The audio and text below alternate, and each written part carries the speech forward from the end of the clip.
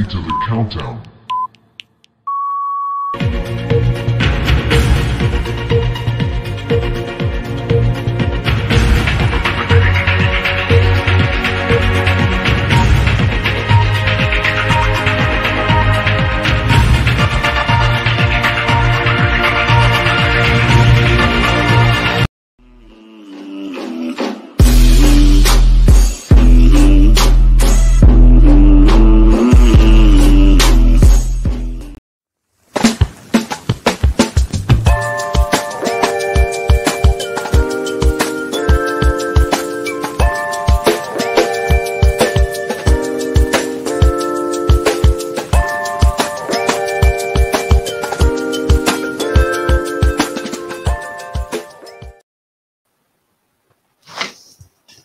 Hi everyone.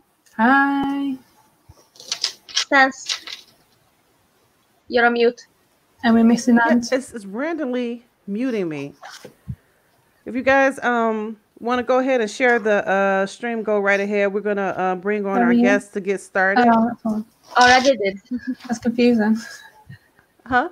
I was What I missed? confused. Thinking, where's Ant? Oh, yeah, we're gonna bring on our guests in just a Okay. few. After we share the screen, and we're gonna our stream today is actually entitled "We're honoring the victims of the Watchtower." We're gonna explain what we mean by victims, and because a lot of people, if you're watching our stream, especially if you're a Jehovah's Witness, you're like, well, what victims of the Watchtower? Well, we're gonna go through who they are, and why don't we go ahead and bring on our guests? We have Anthony and Libby. Hi. Hi. Hi. Hello. Hi. Thanks for having me. Thanks for being here. For the both of you. It's great to have you. Thank you. Spence Thank you. frozen already. We're going to echo off each Did it come other. back? Yes, you're back now. Oh, okay. So why don't we go ahead and get into it? Before we do that, we have Libby, who's our one of our special guests here today. Why don't you give us some your background and who you are, and maybe a little bit of your ex Jehovah's Witness story? Yeah, I can definitely do that. My name is Libby Pease, and I have my own life coaching business. I'm an internationally certified life coach, so I can work with anyone all over the world. My history is that I was Jehovah's Witness for 10 years. I married in and divorced out, and I can go into that in a little bit more detail a little bit later. But one of the things that I have always been passionate about is supporting people. My first experience with suicide was actually when I was 13, when one of the individuals that I went to school with chose to die by suicide, and I was one of the last kids on the bus to be able to speak with him, and he gave me all of his pencil crayons that he didn't need for school for the next day. So I had from that point been very interested in supporting people so that they didn't feel that that was the only choice that they had in life. That passion for wanting to help people sort of got sidelined when I became a witness, when I married in, but it definitely got picked up again when when I came out, and I really dove into that with both feet in order to be able to support people, because I saw the damage that was being done when I was in, and I saw the heartbreak that it gave, even specifically to my ex-husband. I know that during the end of our marriage, he was at the point where I was doing suicide watch and no one was taking me seriously. So I wanted to be able to have the skills, and I worked for 20 years in suicide crisis response before I even became a certified life coach. So I don't know what more details would you? Well, actually, that could get us off to a great start here. Why don't we go into why we are having the stream? And it's because that we're honoring Watchtower Memorial Victims Day. Did I say that right? Yep. I'm always getting that wrong. so. And then we'll ask you for your comments, if you don't mind, throughout as we go throughout our presentation, Libby. Oh yeah, I can definitely put comments in as we go. All right, sounds great. Can you guys see that? Yep. All right.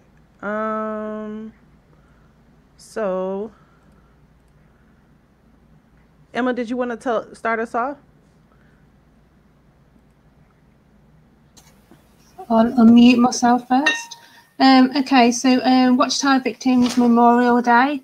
It's observed every third Saturday of July, and on that day, people leave like a flower, a teddy, a bear, or some type of memorial at the Kingdom Hall. People leave them at assembly halls. You can leave cards, notes.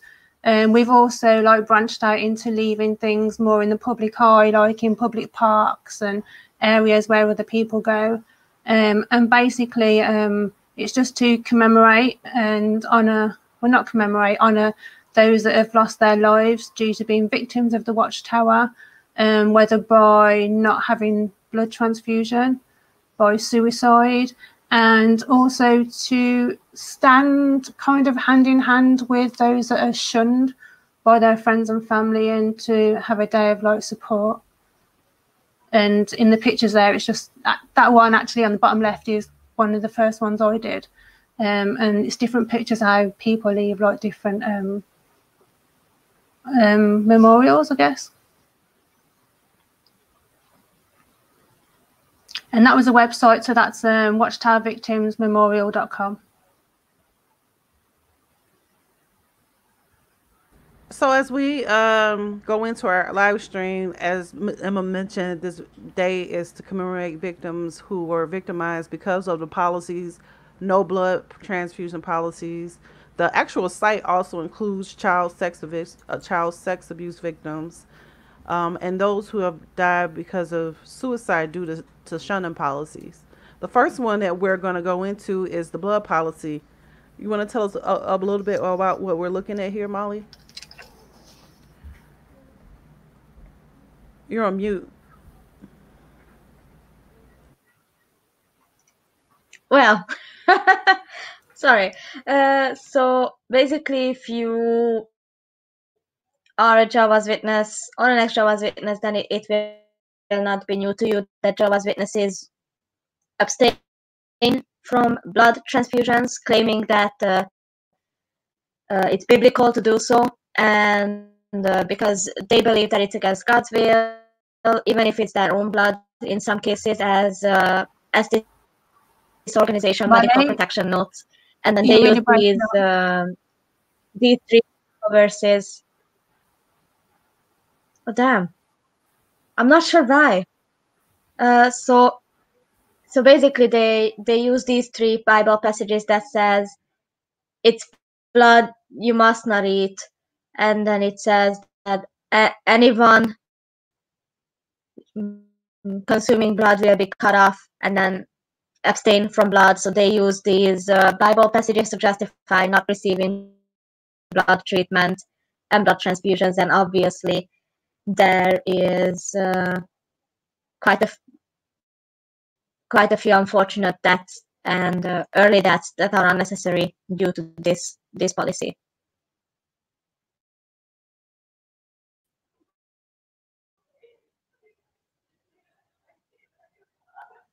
And then there is the next slide here that we have here, Molly. Why don't you tell us a little bit about what we're looking at here? This goes on into the shunning policy, which many people have experienced suicide. Yeah. It'll fill us over after leaving, or even as Jehovah's Witnesses. Of course. So it's shunning is basically what Jehovah's Witnesses would call disfellowshipping, and as you can see, it says do not receive them into your homes. A simple hello to someone is the first step to a conversation and even a friendship. They want that with a disfellowshipped person. They say that this kind of avoidance is necessary because withdrawal coming from unrepentant wrongdoers, protects the congregation's good standing, and can benefit the disfellowship person by making them realize that it's a mistake to go against Jehovah. And then they say that it's losing precious fellowship with loved ones may help the disfellowship come to their senses. And that is, I highlighted that in red to just indicate how crazy manipulative and abusive this stuff is, because that's right there in their own literature. They say they do it to manipulate people into coming back, which is just a terrible emotional abuse. I'm not really sure what's going on with your audio, Molly. We did test the stream before. I know that's the joys of live streaming. It's kind of unpredictable at times, but I don't know if you want to check to see. It's like a crackling sound. And also, I want to thank our viewers from Twitter. Finally, I was able to get the Twitter stream up. I was doing that in the background. So thank you for our two viewers on Twitter. And thank you for everybody who's joined us by YouTube and Facebook today. So while Molly is working on her sound, why don't we actually take a look at I think Molly, I'm gonna mute Molly. Can you guys hear me? I just want to acknowledge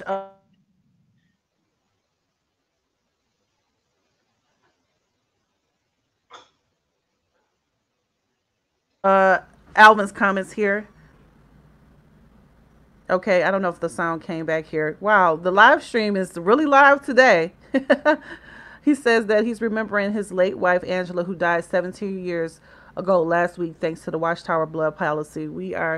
Our heart goes out to you, Alvin. Thank you for joining the stream. And I've seen quite a bit of your pictures on Facebook honoring her.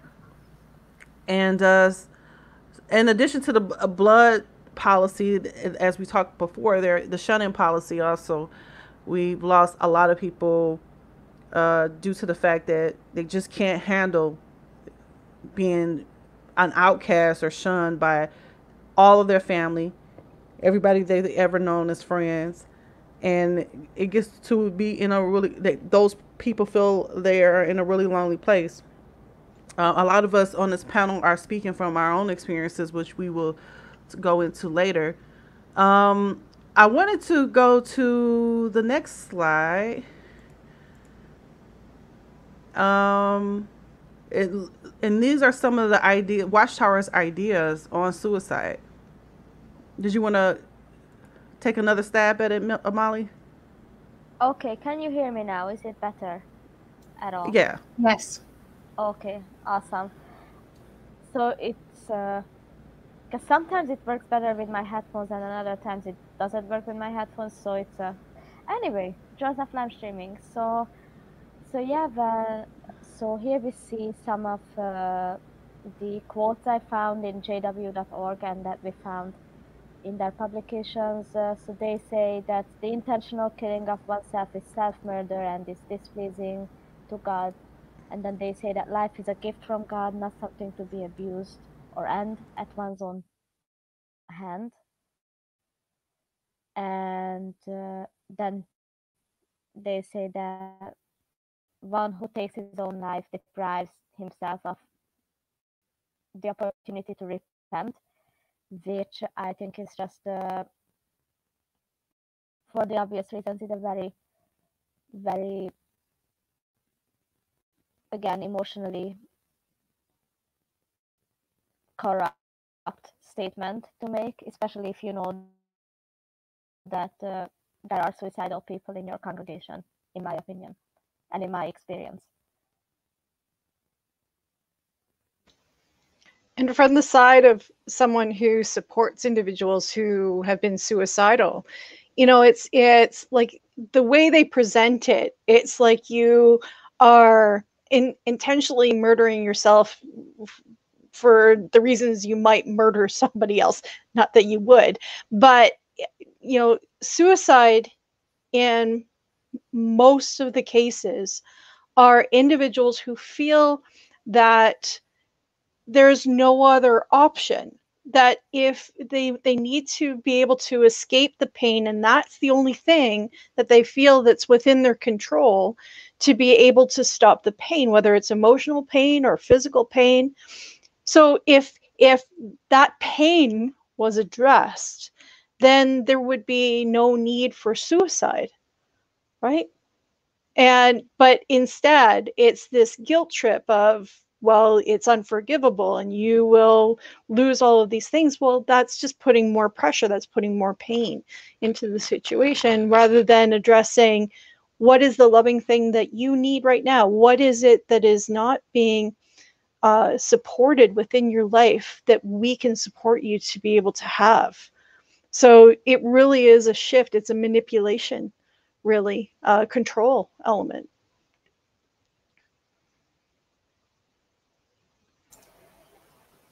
I think there's sound issues going on today for some reason. Oh, is my sound not good? No, yours is fine. I think Molly's having problems. Okay, can you? I think Spencer. Yeah, you're louder now. You keep kind of crackling like a robot crackle noise. Okay, can you hear me now? Yeah, true professional with 20 million headsets in order to make it work. Hang on. Okay, can you? Yeah, we Can can you hear you hear- now. Okay. Jesus fucking Christ. We seem to have lost Spencer then. So anyway, I can attest to what Libby was saying about putting more blame and more pain on suicidal people with this, because I know that they always spoke on suicide in such a kind of blasé manner, that they were like, well, see how Noah didn't do it, and see how Jesus didn't do it, and this and that biblical person didn't do it. And it's kind of like this, why can't you be like that? And benefits anyone. I just wanted to welcome our other guests, Draven and Tyler. Thanks for joining us. You figured out how to get in? You're on mute. Yeah. Yep. And so, are you an ex-Jehovah's Witness?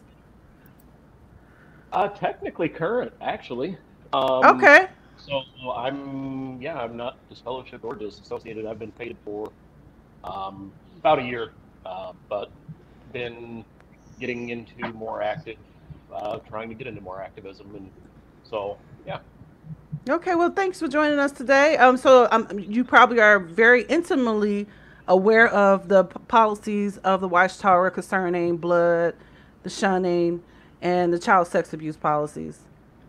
Yeah, I've had friends and family affected by, I think, pretty much all of them. So yeah. Yeah. Well, thank you for joining us today. We are having technical difficulties today. We're going to try this, our screen share that we had up earlier again. So, can you guys see that? Yep, we can. Now we can. All right, Yep. so we're going to go to the next slide, right? And you want to lead us off, Emma?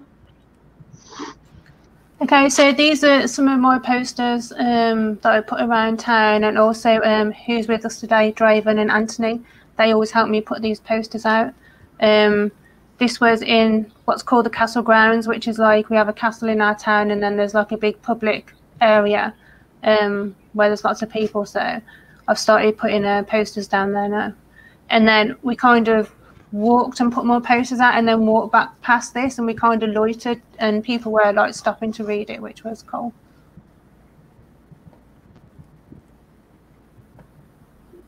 And this is like we put out posters in bus stops. So this is like one of our local bus stops that we left posters in. Okay. Give me 1 second here.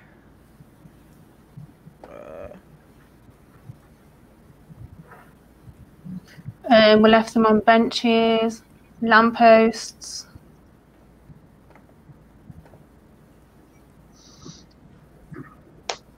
And then I found out on one of our local Tamworth groups, somebody had literally like posted about it. So they'd seen one of the flyers on a bench, and then, you know, people started talking about it. They started looking up jwfacts.com. So it was really cool that, you know, it was actually noticed by people and spoke about. When I looked on the sex offender register, probably last year I think it was, I found out that there was 4 local sex offenders that would have been at our conventions and we were never told about. So I left these posters up in on a busy walkway. So there's like an underpass where we leave posters. I left them up there just to let the public know that these people were, you know, known paedophiles and rapists, and they were just allowed to roam free amongst the witnesses and the public, and we were never warned about them. So if we'd have gone to a convention, we would have trusted these people. We would have sat next to them, spoke to them, and not known who they were. So this is just a disclaimer to say that the next pictures were victim stories that were told to me, and I was given permission to share their stories.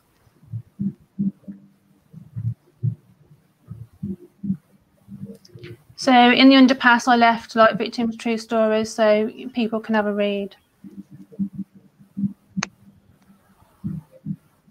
And this time I decided that we should go down to some tunnels where all the kids hang out. It's like a bit of a skate area.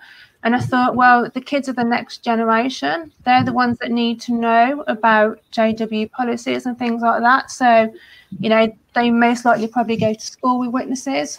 So I thought, you know, let's kind of aim at the younger generation and get the word out to them. So we went down to the skate park and we put out, this is like, you'll see pictures next. This is some victim stories that we left on like the skate bench.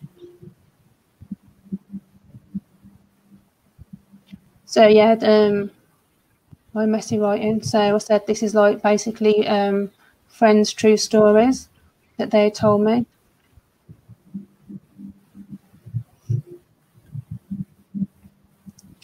And then this part, I think it's important to tell kids that if you know a Jehovah's Witness kid at school, please be nice to them, because most are forced to be in the religion.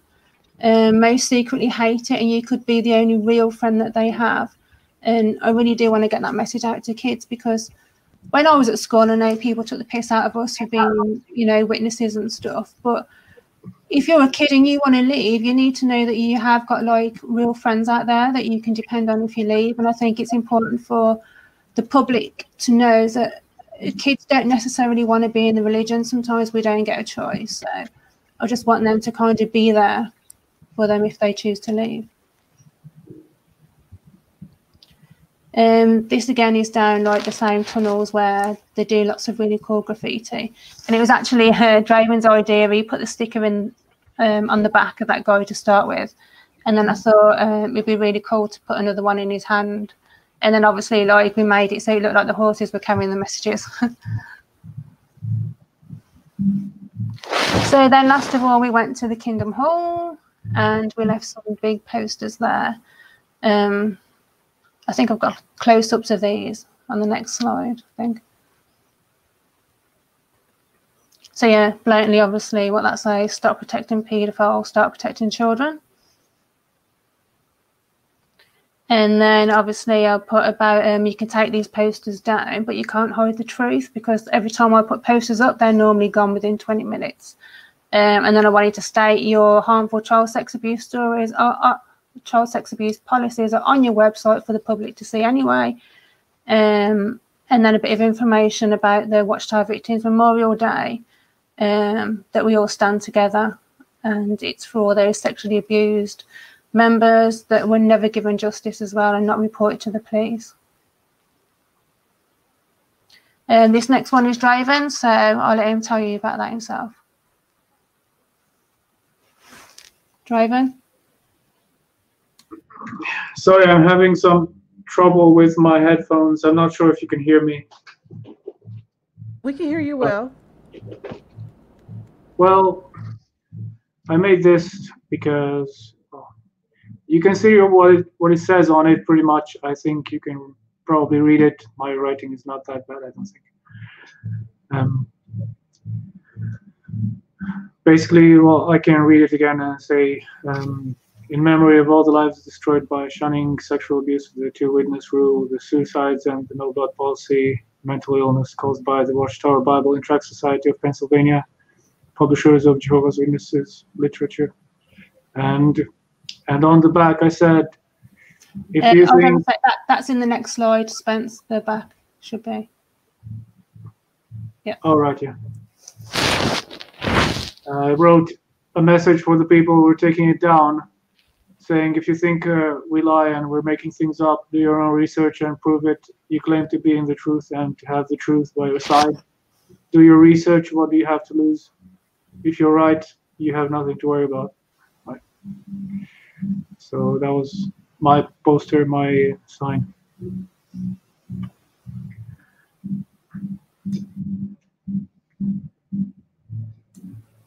I also left some of the flyers that I've printed off. They are literally like the May 2019 Watchtower with their child sex abuse policies in. So I left some of them along with the posters. So if anyone wanted to pick them up and have a read of them.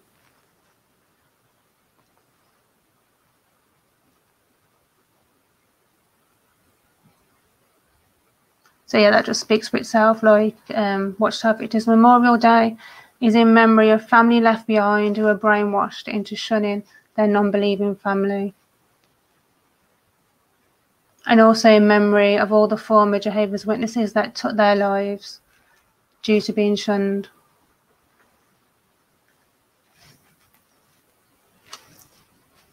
So we thought this would be a good opportunity as well to leave some helplines for people. So there's like Samaritans and different places where people can ring and get some support if they need to.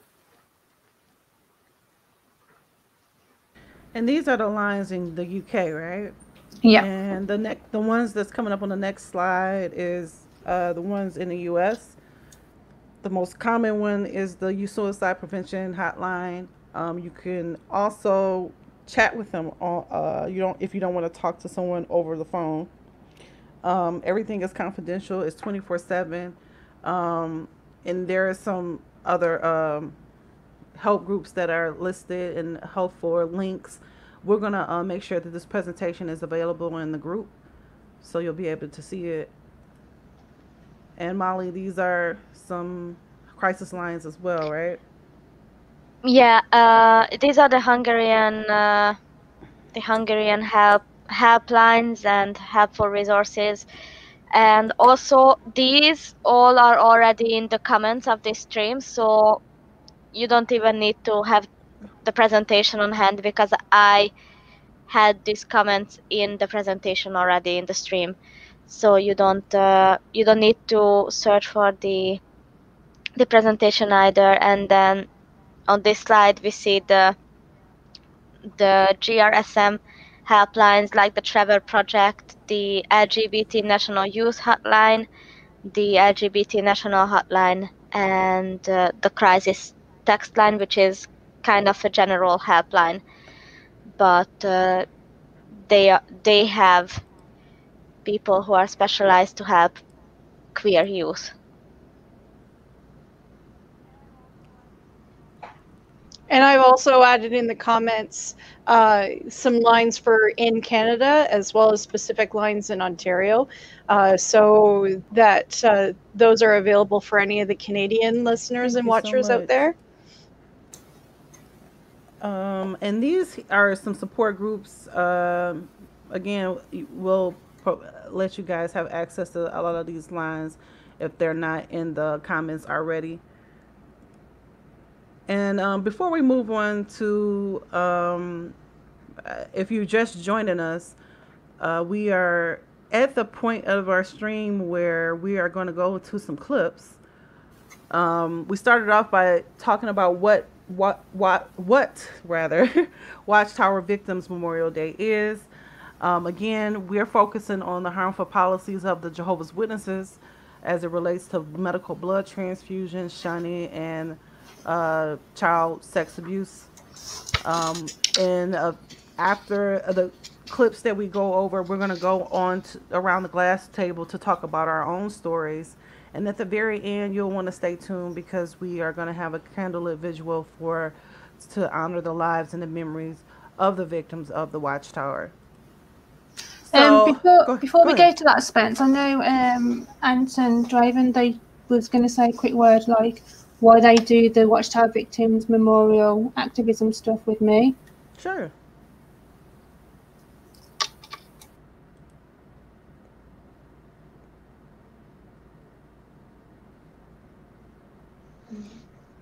Hello all. I'm Ant, and I've never had anything to do with Jehovah's Witnesses. I knew nothing about them until I met Emma. Can you hear me? Yeah, that's fine. And then she started telling me about things that goes on, and I've read other people's stories,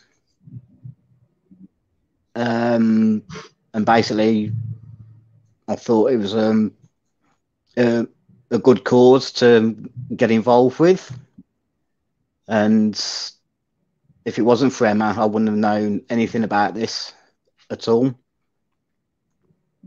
And I come from basically a Catholic family, although after me nan, people sort of went away from it. So I know a little bit about religions, but I didn't realise that the JW was that bad. So I'm glad I can get involved and try and help and maybe change things.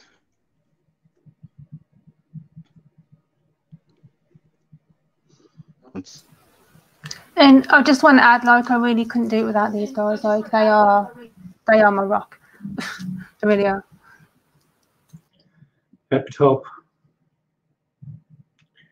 Can you hear me all right? Hello, Amy. I'm sorry, Draven. Can you hear us? Okay, I can hear you. Yep. Okay, Amy Maria, we're gonna come to you in just a moment. I just wanted to say hello and thank you for joining us. Hello. Go ahead, Draven. Or did we lost somebody? Who did we lose? Libby? No, Libby's there. Somebody. Ant's frozen, so we've gone out and coming back Oh, in. okay. Is that Ant? I'm sorry. It's like the screen is playing musical chairs here, moving us all around. Okay. Go ahead, Draven. I'm sorry. I didn't mean to cut you off. It's all right. Well, I knew even before I met Emma that there were problems within the Watchtower organization. I didn't know there were such big problems. Can you hear me all right? Okay. So what she did is she showed me the information about the Australian Royal Commission and everything else. I only knew about people getting shunned and suffering from losing family and friends. And I knew that lots of people died because of the no blood policy, but I didn't know about all the sexual abuse that's going on. And I thought, I have to do some activism. I have to show the world what's going on, and that's why I'm supporting Emma. And whenever she needs my help, I can give her a hand. No problem. All right. Well, before we go around the virtual glass table to share more of our experiences, we have some clips that for our audience that were handpicked by Emma. I tried to label them how you gave them to me, but the first one, I guess we were talking about the disfellowship policy, and this clip actually talks. If you're unfamiliar with Jehovah's Witnesses, you can hear from their own mouths how they feel about disfellowshipping, or what some religions commonly call excommunication. We actually had we've had throughout our episodes, we talked about excommunication and how you can be excommunicated or disfellowshipped for a number of reasons.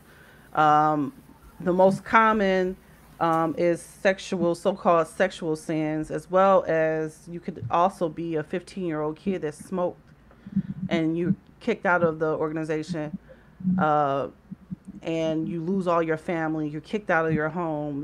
And if you are born in Jehovah's Witness, all of your family that you know and all your friends are just gone in an instance, which is one of the reasons why so many of us are activists, to kind of stand in the gap for those who can't speak for themselves. And so, as you can see here, that kind of tells you about the policy, but there are two other clips that tells you the flip side of that policy and how that is harmful for other people, because as Emma mentioned before, people have contemplated suicide, have gone attempted suicide, and some have been actually successful at actually committing suicide. And here's just a few of those stories. That was a clip from, if you guys aren't familiar with, some of you of us may be familiar with those clips, but for those who are watching, they may not. There, it's from Lee Remini special Yeah. about the Jehovah's Witnesses. I'll see if I can get a link and link it into the comments in case you guys want to see the full episode of that. Another one of our clips, a couple of our clips actually come from that episode. Did anybody have comments before we move on to the next It's clip? just heartbreaking. Like, this is the first time I've watched that without crying, and I think it's because I watched it a few times before we've done this show. So,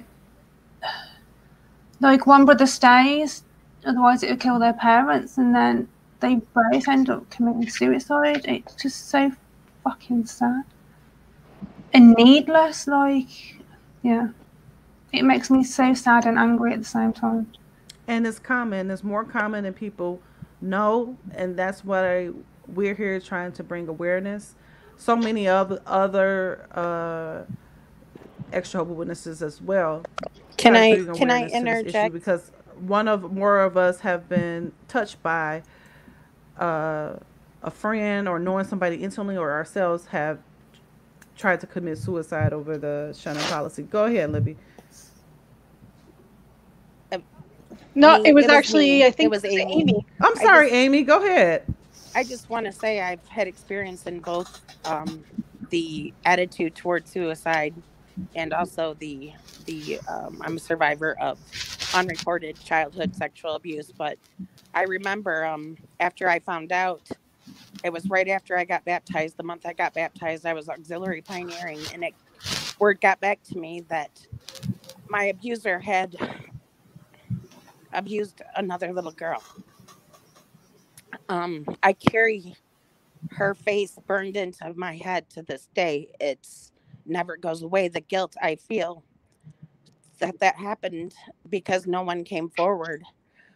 So that month, my first month of auxiliary pioneering, I found that out, and I could not live with the guilt. And so I made a serious attempt on my life. First responders came, cut my clothes off.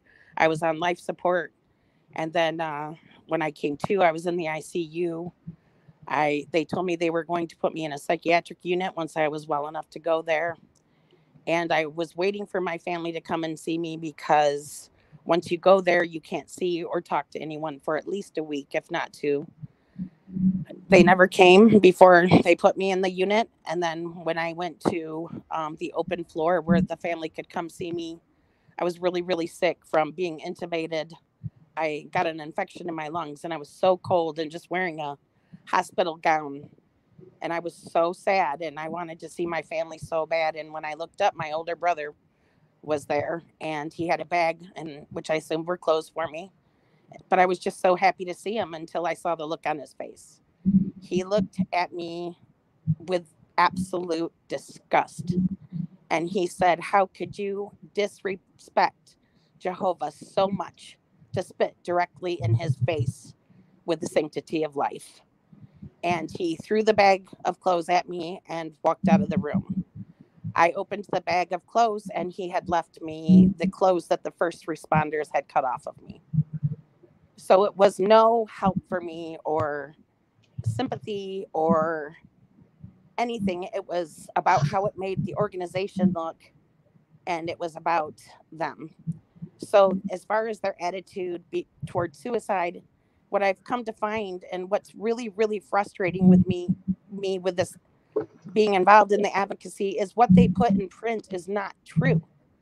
Their loving attitude, how they treat disfellowship ones, even what they say in the court of law in Canada, what they said about shunning, that they only shun spiritually. That's why they won. It's not true. So only people that have been inside and have experienced really what they practice and apply know the truth.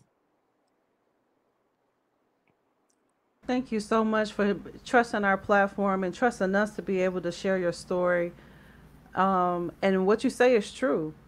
Is one of the reasons why we, like I said, many other extra hope witnesses, commit to activism. And, one of the reasons why we're having a live stream today.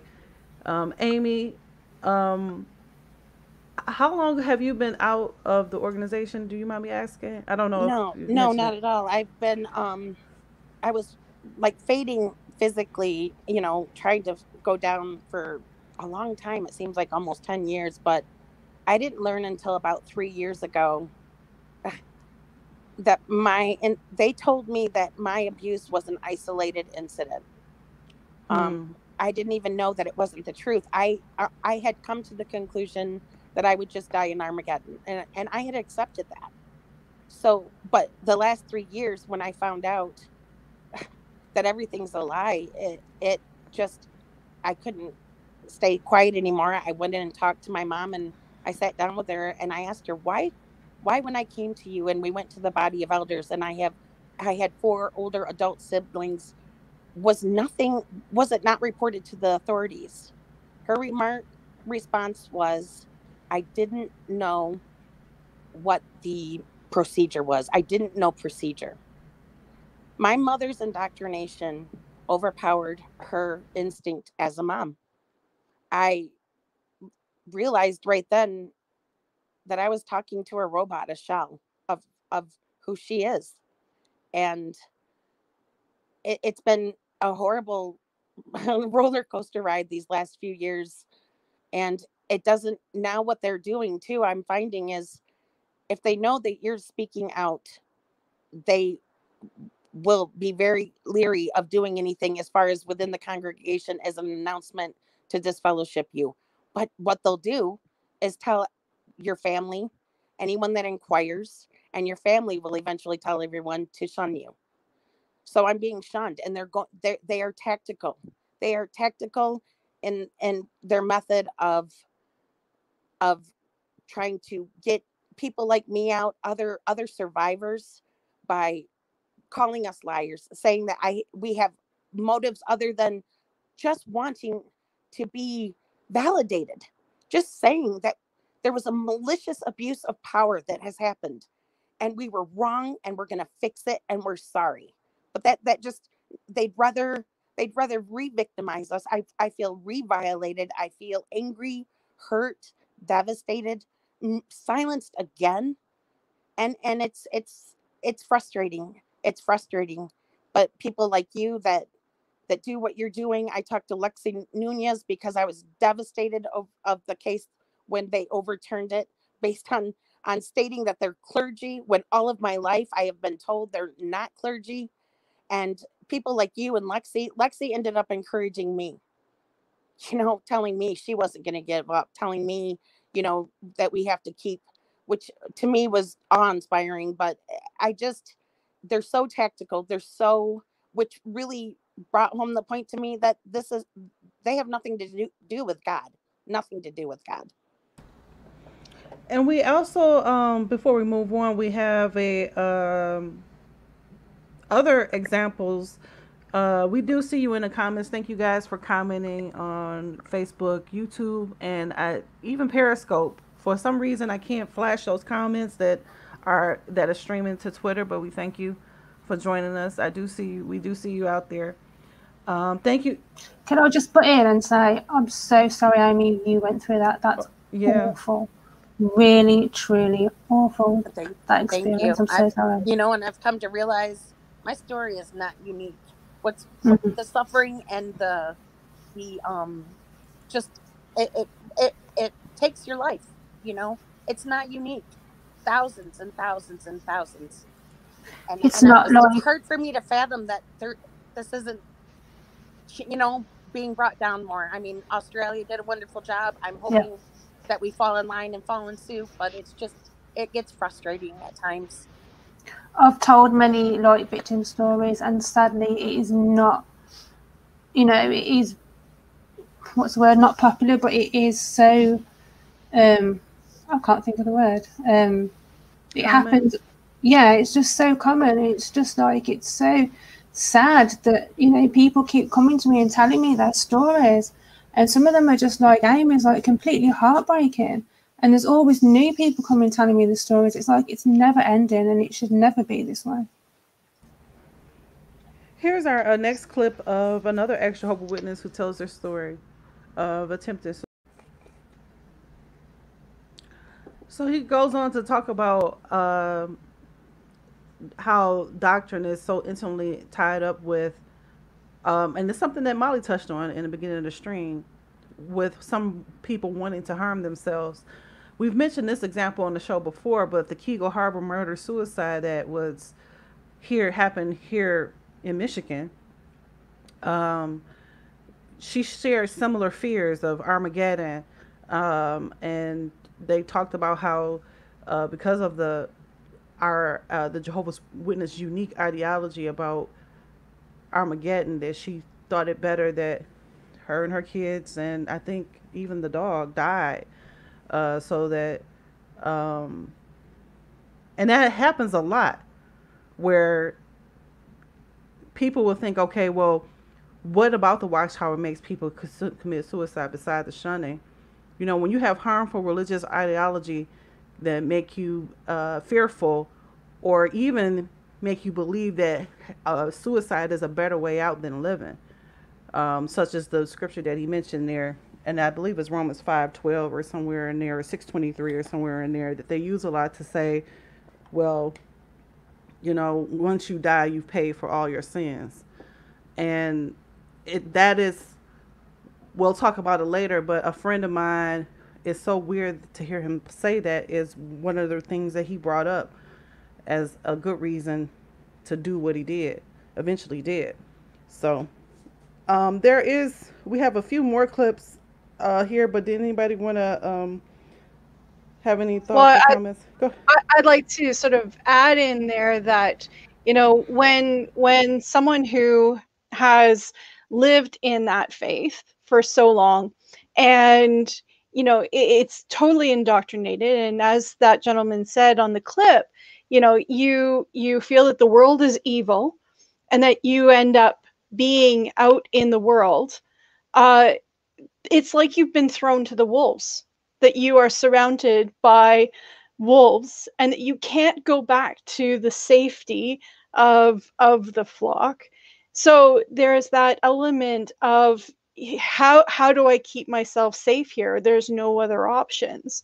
But it's also that piece of not having purpose. Like, we were told when we were in there what our purpose was in life, what our values were in life. We were spoon fed everything that we needed in life. But being out in the world, you don't have the tools to be able to manage it, and no one's there to be able to support you through it. So it really makes it very difficult to make decisions on being able to grow and move forward in your life outside of what you thought was the only safe place, if that And makes sense.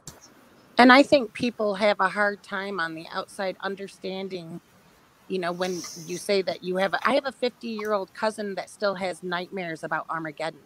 The Yeah. indoctrination, especially if you're a born in, is so deep. I remember 5 years old in kindergarten and looking around at my classmates and knowing they were going to die in Armageddon, and it was my job to try to save them.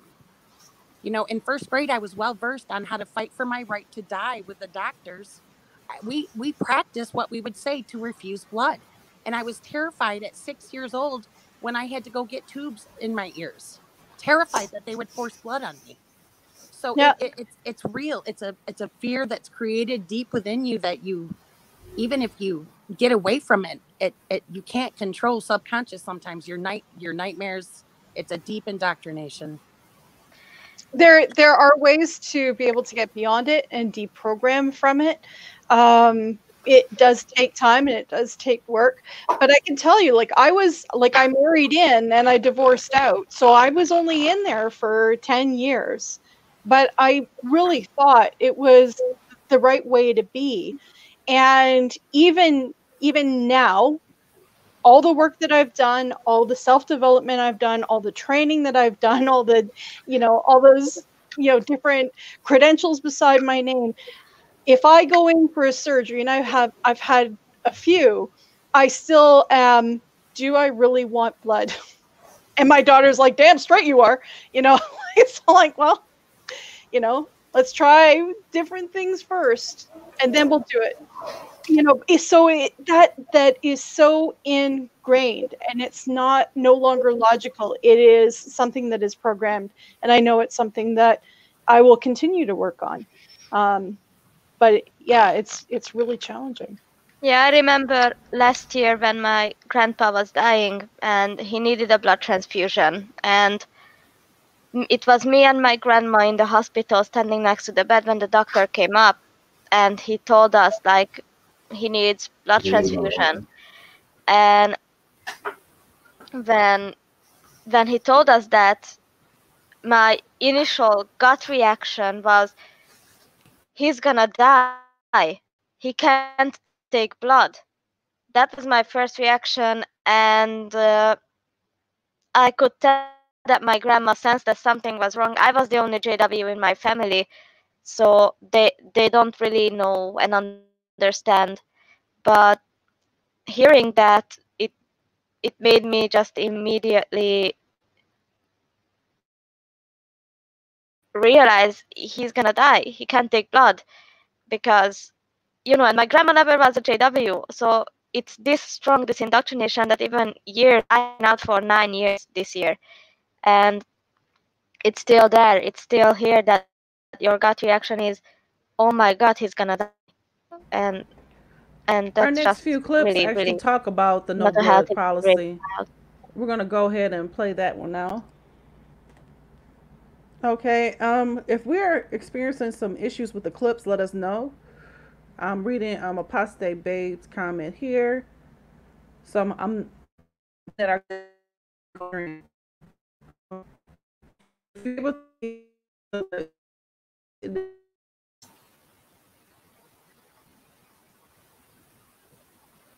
Spencer Frozen? Yeah, I think so. You broke up then and then kind of cut off.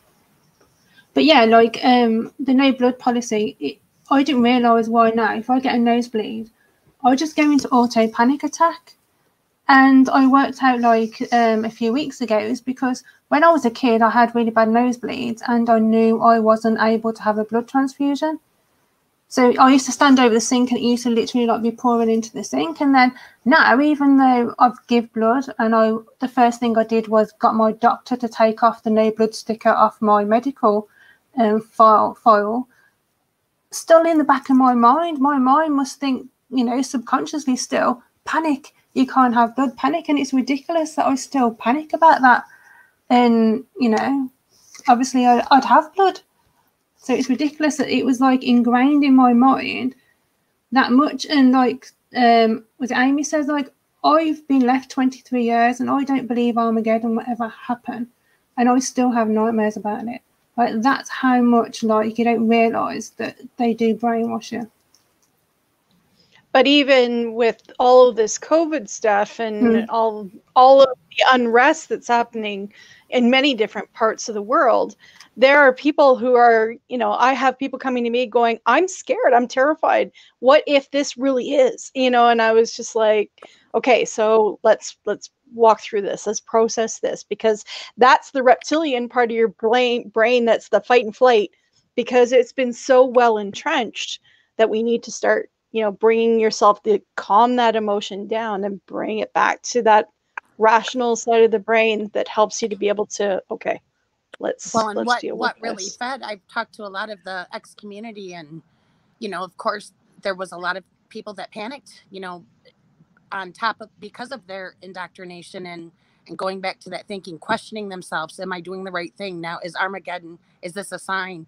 And then what compounded that for them is that you had family members that are still in that, and including myself, that reached out to all of us, texting us and saying, now's the time, come back, that have not given us the time of day for years, or Yeah. And so all of a sudden that increased people's panic. My family members telling me, come back now while there's still time, come back to Jehovah. And it was really awful. It was awful that, because we know our family members, they're scared too. I feel like a lot of them are victims themselves, and they're terrified too. And it just makes me sick seeing them being told that it's right now, it's around the corner, this is the beginning, and because they're scared.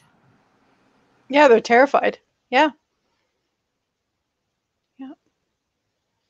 But I mean, even an example, my ex-husband was, he was totally out. We both kind of left at the same time. I'm the only one that wrote my letter to say that I was disassociating myself. But he just faded. And, he got a ton of tattoos. I mean, I have my own, and all of that. But when his mom got sick, she got a blood disorder that could have been easily fixed by dialysis and a blood transfusion. She chose not to because her mom had died a couple of years before. She didn't want to miss out on being able to see her mom. So she refused that whole process. And I mean, her middle son, her youngest son, is a registered nurse, was trying to encourage her to still do it because he wanted her to stay around. And she didn't. She felt so strongly that she wanted to be able to see her family, her mom specifically, that she it was a long process, but she died of that. And then my ex-husband right after that was like, I'm going to lose my mom. I'll never be able to see her again. And he went back. I mean, he was doing Christmas. He married a woman who'd never been a witness before. They used to have the best Christmas party and Halloween party on the street. And then he went back, and like, she never signed up for this. And so, I mean, it's just that fear piece that comes in there. It really draws on those heartstrings to be able to draw you back. And that's the control piece here. I just wanted to make a quick note to those who are. It looks like we lost Tyler. Hopefully he'll come back. Due to the amount of clips that we were using in the stream, YouTube suspended it for a while. It looks like it's coming back up. Since it's done it twice already, put up a violation of us with the streaming. I don't know what's with the streaming content. We're not going to pay the remainder of the clips, which was just reiterating the blood policy that the Jehovah's Witnesses have. If you're not familiar, go ahead. We did put, I think Libby, you did earlier, put the link to the episode that we were using some of the clips to establish the Watchtower's policies by means of experiences. So why don't we actually go with our own experiences? I think Amy has shared some of hers. Molly, did you want to start first? I can, if you like. So I have been a JW for 10 years. I was indoctrinated at age 5, and I was alone, the lone JW in my family, and it led to a lot of tension at home, other than the general abuse that happened. And then the 10 years happened. My mom caught me sneaking off to conventions, and I after that, I was left alone with my thoughts, and I felt this overriding guilt and numbness because I wanted to be in the Kingdom Hall, I wanted to be in field service, I wanted to serve Jehovah, and I actually wanted to be a good witness. And I kept reading the Bible, I kept trying to um, get strength from these stories of Job and all the rest of them, like Jesus and whatnot. And the more I did that, the guiltier I felt, and I as I got older, my paranoia and my this hypertension inside of me about Armageddon got worse and worse, and I actually ended up attempting suicide by drowning and cutting multiple times. If I recall right, it's either 3 or 4, but I don't exactly remember. And and I remember that 2 times it was someone coming home earlier than I anticipated that stopped me. And the last time I was about to faint in the bathtub, trying to drown myself. And just then I said, I'm not done living. It was this momentary spark of I don't know what. It was just I'm not done with this. I'm not done living. I'm I have stuff that I want to see that I did not see yet, that I haven't experienced, and I decided I'm not done living, and that's why I'm here. Other than the obvious, I have hauled ass to therapy and did a lot of self work, but it was a lot of guilt, a lot of pressure to be perfect, to be a certain way, and I was definitely not that. I used to have panic attacks about just how I related to especially men because I'm asexual and I did not relate to them. I did not want to marry. I did not want to have kids. The entire idea seemed invasive, seemed out of the question for me. It seemed out of place in my life. And that made me feel terrible about myself too because I felt like then I'm not worthy of love because I don't want to do these things, and I I felt kind of useless, and I felt like it's not even a question if I'm worth it or not. So I kind of felt like a charity case is what I called myself in my suicide note, which I found just the other day, which was not too much fun to reread that again. But that's what I called myself. I felt like a charity case. I felt like Jehovah's Witnesses love me because they can flaunt me around because look at her, she's such a good Jehovah's Witness, even though she is abused at home, and she's just doing what needs to be done without question.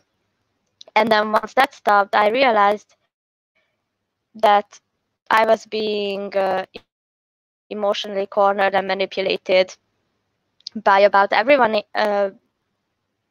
in my life, and especially Jehovah. I felt like Jehovah especially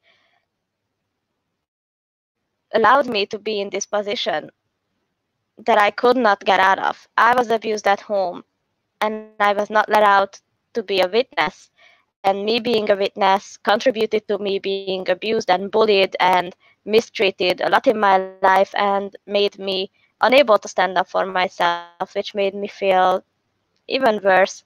And then I was living in apostate and shunned for my mother locking me in my room and not letting me out to meet anyone and do anything. So then I was like, what did I do wrong to be labeled an apostate in my absence? I was not there. I could not defend myself, and I was labeled this word that I knew meant you're gonna die at Armageddon. So I was like, then what's it all worth if I'm gonna die anyway? Then might as well just fasten the process up and not suffer with this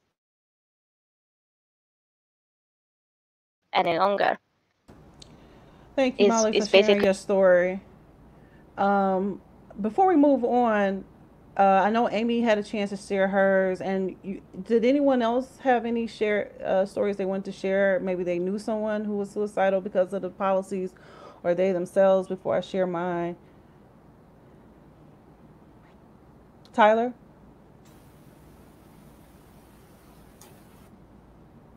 See if Well, I can get the okay. mute Well, button to cooperate. before we go to you, Tyler, Amy, thank you so much for joining us. It looks like you have to go. I do. Thank you so much. Thank you all for what you do. You guys are Thank have you. really helped me through some dark days. Thank So, you. and you help so many. So thank you for being so brave, because I know it takes courage, and I thank Chessa too a lot. So I appreciate you all. Thank you. Thank you. Thank you for joining us. Be sure to join us again. Don't be a stranger. Okay, thank you. Bye. Thank you. Have a good one. Okay, Tyler. Excuse me. Yeah. So my sister and I, we've struggled with mental health issues. We were both born in. Our parents were they learned the truth in the early 70s. They got baptized in 1974, so they made it in just like right under the wire before 75, so they were safe. Um, and then they've got 4 kids. I've got an older brother who is disfellowshipped. Like I mentioned, I am not disfellowshipped. I'm inactive.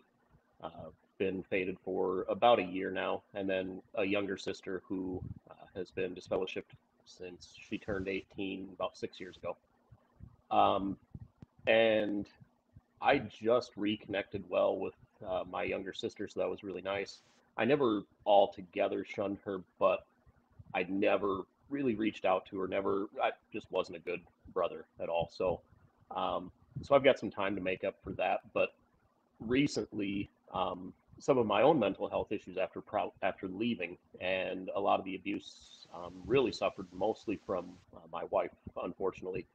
And it's since last December, so I'd say about 9 months. Then it's been pretty terrible dealing with her, to the point where back in January, February, earlier this year, um, multiple times I was in the basement with a roll of plastic tubing, the stuff that you'd use to hook up your ice maker to your RO system, had that strung up to a chunk of conduit hanging off the bottom of the Wow. floor rafters. So, um, and when I finally talked to my wife and let her know, you need to stop coming at me to come back. You need to stop telling me that I don't love my children just because I'm not studying with them. You need to stop telling me all of these things that are making their lives worse. And, they're going to be in paradise looking around, wondering where their dad's at, and they're not going to be able to find me. And so I finally told her, you need to stop.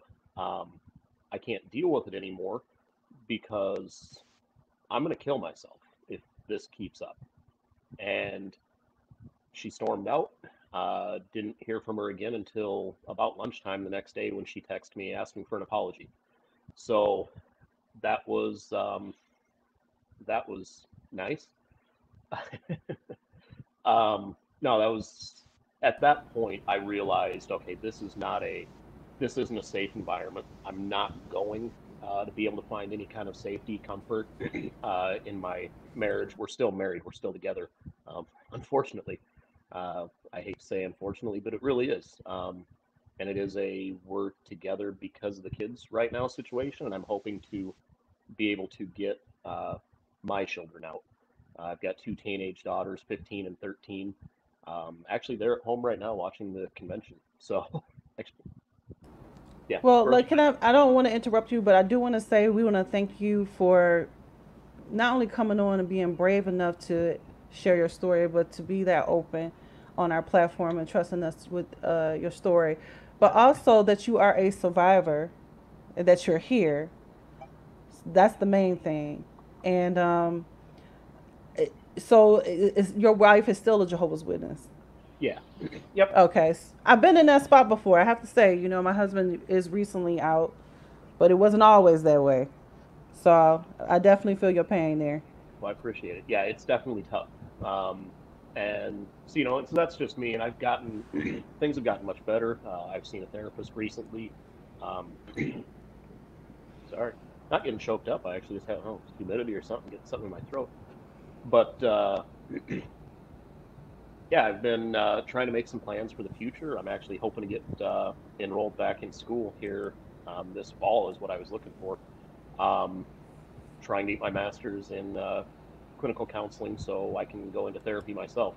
I want to specialize in cult intervention, recovery, and being able to help people get out of, uh, whether it is Jehovah's Witnesses or if it's whatever cult situation that they're in or high control group, to be able to help those people. My, I refer to him as my cousin. It's actually my wife's cousin. He's disfellowshipped, been out for about 5 years or so. I've reconnected with him and learned a lot of the struggles that actually he's had with mental health over the years too since leaving. And so that's been very encouraging. He was actually he was with me. We went to our first XJW meetup together back in February, and my wife didn't know, where I was going. She didn't know I was going anywhere with him, just that I was out for the afternoon. And so she kept calling and harassing me on the phone, and he actually got to hear a lot of it firsthand. Um, and since then, he's been able to really empathize and just see how bad of a situation it really is at home. And him and I, that day, and since then, we've talked more about getting a podcast started. So, um, actually, I was planning on taking the mixer over to his house this evening, but that's not going to work out. But so yeah, I'm looking forward to hopefully being able to get back to school, get my master's degree, be able to help more people that way. In the meantime, I've done several interviews that I've had published recently, different newspapers, online publications, doing things like this, just interviews, sharing my story, Yeah. doing what I can to get it out there to help other people, keep other people safe. The things that I've had to deal with, it's it's not something that anyone should have to deal with, and if they are, to know that they don't have to do it alone. Exactly. That sounds great that you are not only taking your experience to the betterment of yourself, but you're pouring into the lives of other people. That's what it's all about, giving back. I think I guess I'll just be very brief into saying that we did a episode on mental health issues where I kind of went into depth about mental health issues, but I think sometimes those who are mentally ill, can suffer through the cracks of the organization for all of the reasons that we explained in that episode. And I started off by saying that I remember attempting suicide at a very young age of 5. So I don't know what the situation was then. Hang on one second. Bella is bombing my stream. She was so quiet this entire time. Hey, Bella. Girl, She always just wants to be on the show. I know, or especially when I'm talking. But anyway, um, to make a long story short, when we talked about the Kego Harbor murder suicide earlier, I talked about a little bit of my story when they featured a few of us in a newspaper, Extra Hope Witnesses, in the area. But I know of 3 people who have attempted suicide, including myself, over the shunning policies of the Jehovah's Witnesses. And I know of one person that was actually successful at doing it. And we talked about in the episode the statistics of how many extra Jehovah's Witnesses know people who have been touched by suicide, somebody in the area, maybe somebody in the congregation. One of the women that I knew, she hung herself after a just being privately reproved. which you would think in the scale of disciplinary is the lower end of the scale.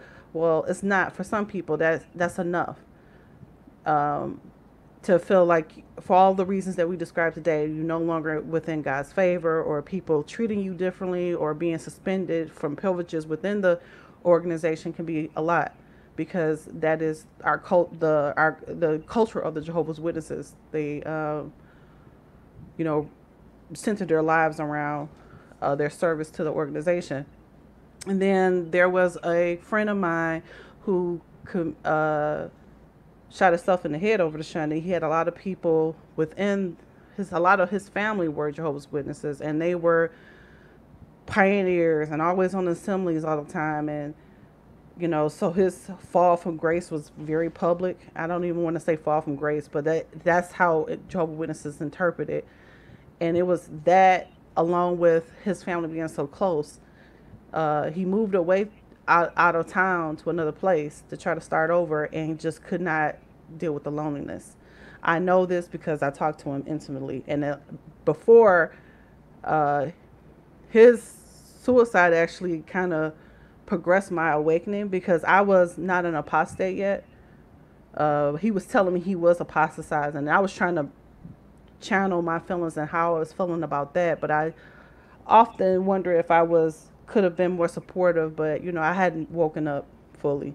But when he actually did commit suicide, it sent me into a deep depression. I was hospitalized for a week. And I do remember another time within my life where my husband was at a meeting with with the kids, and being interrupted during a suicidal attempt. And that was another time that I was hospitalized. And I just remember feeling the weight of the hamster wheel or the treadmill of the Jehovah's Witnesses, not feeling good enough. I was pioneering at the time, not getting the hours, just a lot going on in my life. I think I was awakening even then. So I say that to say that even people who are prone to suicidal issues or prone to mental illness, when you're in the organization, the demands of the organization can sometimes exasperate that to the point that you feel like you can't go on, or you've been disciplined by the organization and you can't take it anymore. Or in the case of our close family friend, couldn't deal with the shunning anymore. And so that's a little bit of our stories. We're going through some of the comments. David, I see some of your comments. They're quite lengthy. I can't flash them across the screen here, but I wanted to acknowledge one of them here, or some of them here, some of the comments here. For the YouTubers, our stream should be up and running now. I see some comments about the YouTube stream. David says, from a private reproof, well, based on my own private reproof and how gossip grapevine gets around, I believe me, it ain't so private.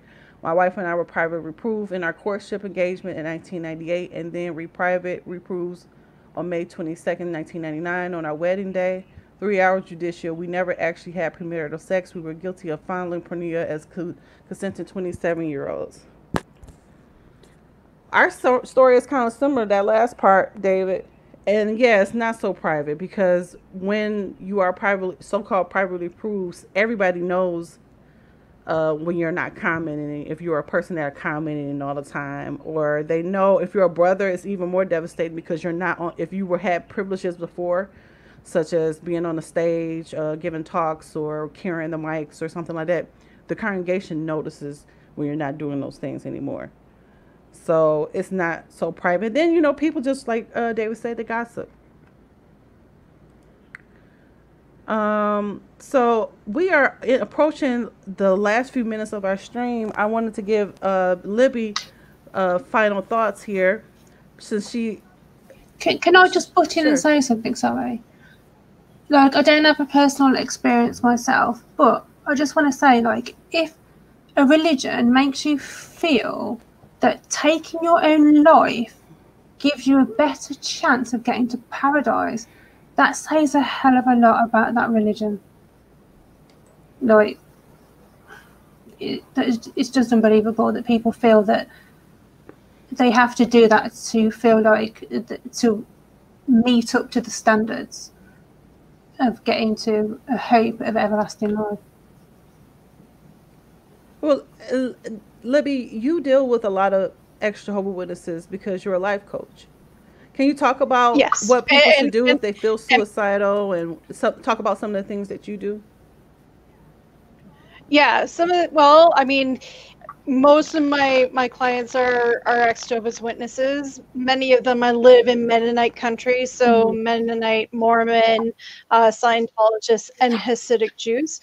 All of those organizations do shunning. And basically, when I'm supporting individuals, when they approach me, one of the pieces that really causes the most harm in shunning is that you lose your community, you lose your sense of purpose, you lose your sense of connection. So one of the things that I support individuals to do is to connect with their own values, find out what is really important to you personally. Because when you know that, when you can speak about it, then you can start connecting with other people who have similar ideas, similar views, similar things that are important. It helps you to sort of create and gather a new family, creating a family of choice rather than a family, of origin, or the family that you were stuck with within the congregation. These are people that you get to choose to be with, that you can be authentic around. And when you have that authenticity, basically the energy just flows with that individual. It does take time, it does take work, because we've been told so long that we can't be individuals, that we can't take that time to be ourselves, to connect with our own values. It was always someone else's or God's. So we go through that process to be able to do that. And once you connect with those things, connect with new people, it helps to strengthen yourself, and you don't get triggered the same way as you did before. So that's where I start. If somebody is in crisis, I support them. I've got 20 years of working on crisis lines, training crisis responders and volunteers. I've worked with victim services, with the police. So I've seen a lot of things, and I can help support in that way as well.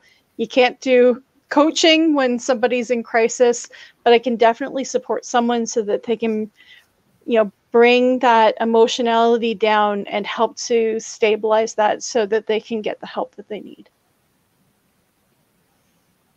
So, have you? So you say you had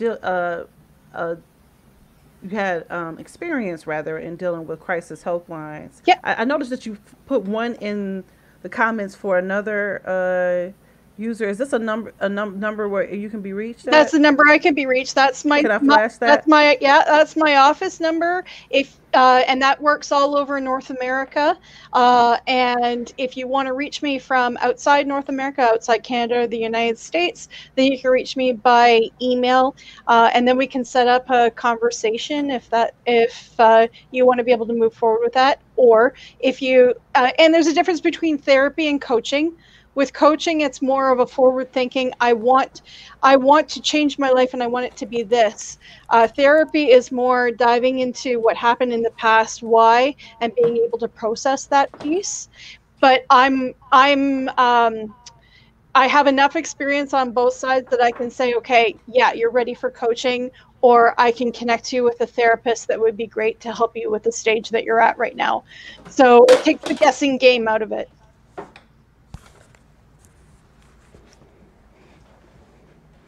Sorry, I don't know what happened there.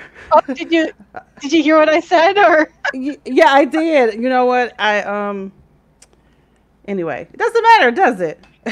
I do. Thank you so much, Libby. Did anybody have any other final thoughts before we move on to the visual? Okay, so we are going to have a visual. Yes, if I may. Sure.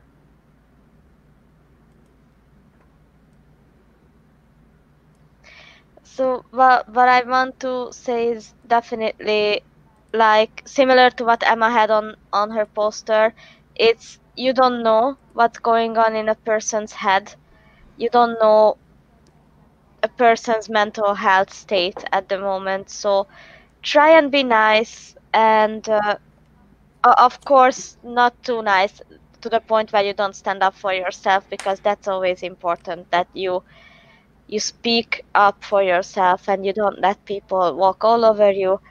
But at the same time, just really make sure that you don't put overwhelming stress on people, that you don't demean them and berate them, especially when it comes to religious children. They are indoctrinated. They don't know better. They did not choose that life. In the vast majority of the cases, they don't understand the repercussions of the things that are told them, and as you can see, they become sometimes messy messy adults, or adults who need serious assistance. So just make sure that you check up even on your strongest friends, because I remember that I was very content before I proceeded to try and kill myself, because I saw that it was ending. So I felt easy. I felt kind of untethered, and that's important to know, that just because someone is smiling and happy, it doesn't mean that they are all okay. So even if someone seems perfectly happy, ask how they are, and if they have a mental health history, just check up on your friends and try and be there for them. Thanks, Molly.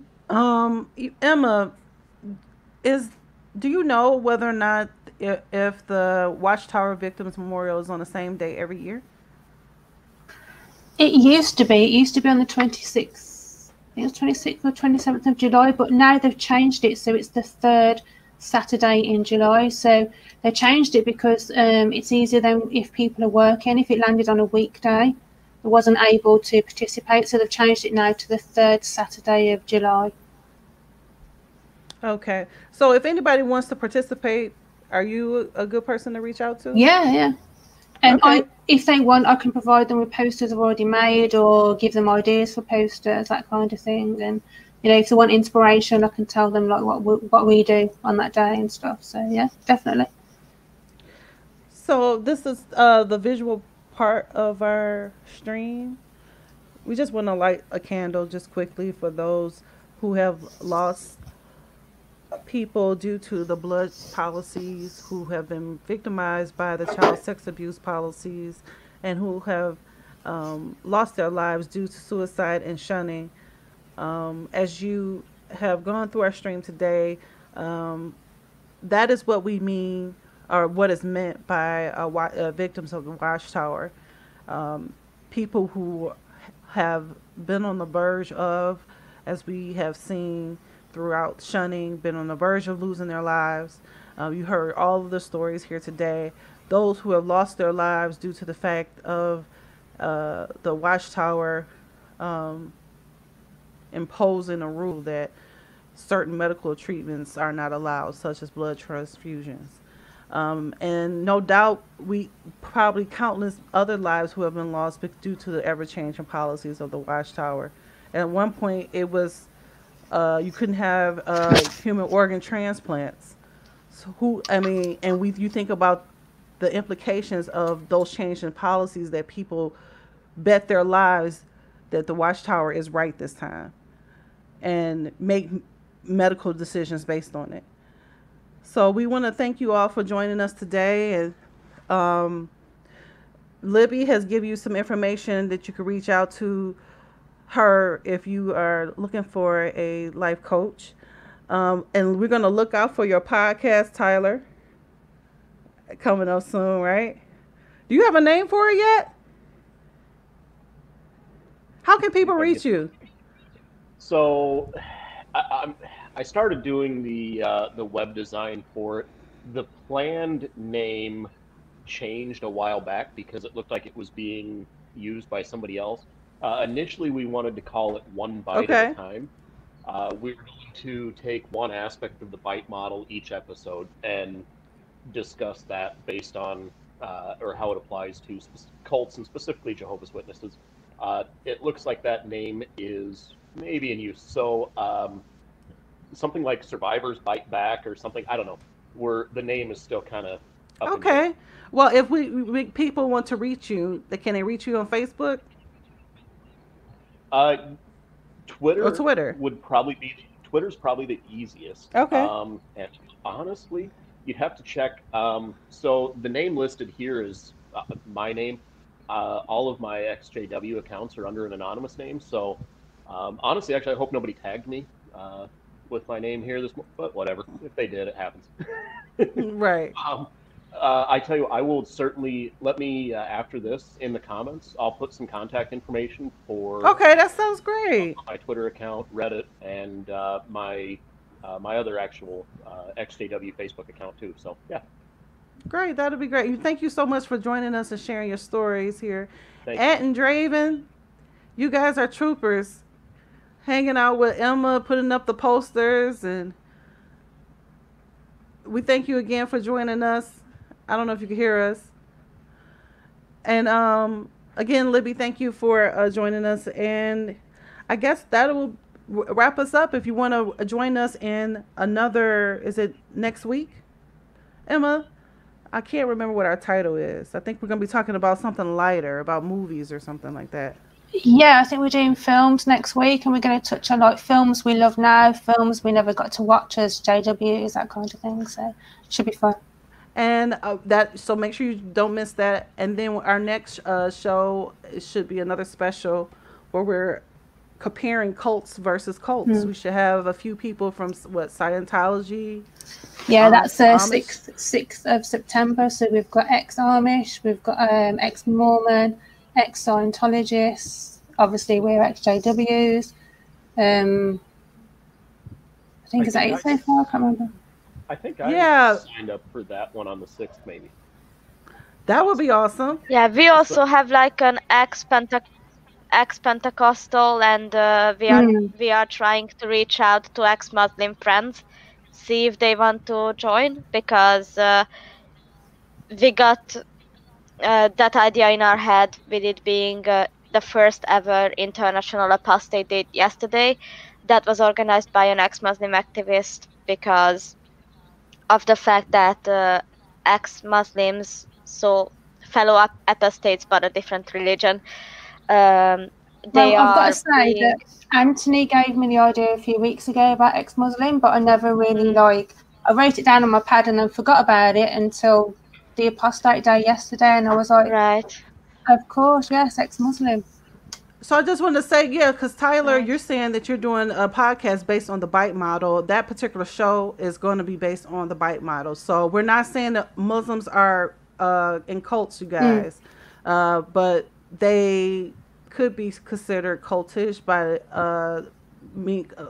virtue of the fact they actually kill apostates on top of shunning. So that would I saw a meme the other day that you could tell your religion is a cult by what happens after you leave. Yeah.